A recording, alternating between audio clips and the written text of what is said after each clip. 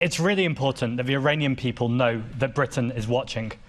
Iran have interests internationally, they have a presence internationally, and they must answer internationally too. Now, it's always really important when we talk about other countries around the world that we do so with caution and with care. But the Iranian people are literally asking us to be their voice. No one should live a life where they are subject to abuse from their government. And the Iranian people are all entitled to democracy, to govern themselves, and the right to free expression and to assembly.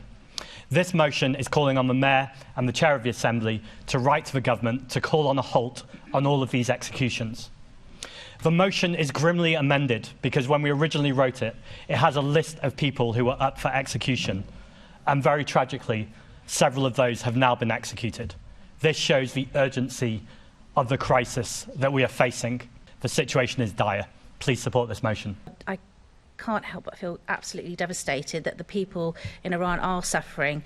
But this is a just fight that is needed for the change in their country. The protests for human rights, for women's rights, are rights many of us value. And yet the fight for freedom has resulted in over 500 demonstrators being killed and over 20,000 demonstrators being arrested.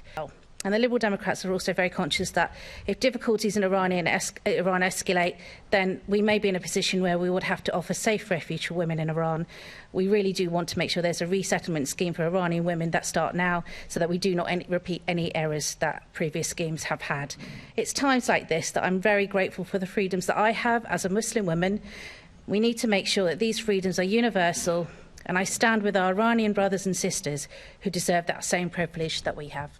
So it's vital that we use our democratic freedoms and the platforms that we have here as Assembly members to call out the abuses of human rights and do what we can to support change, whether it's here or overseas.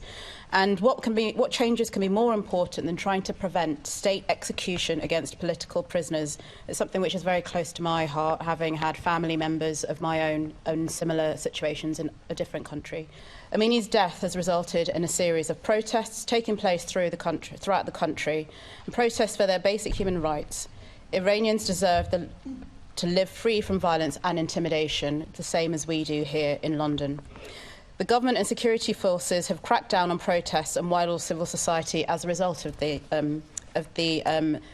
challenges from members of the public and civil society in Iran, and many are facing the death penalty.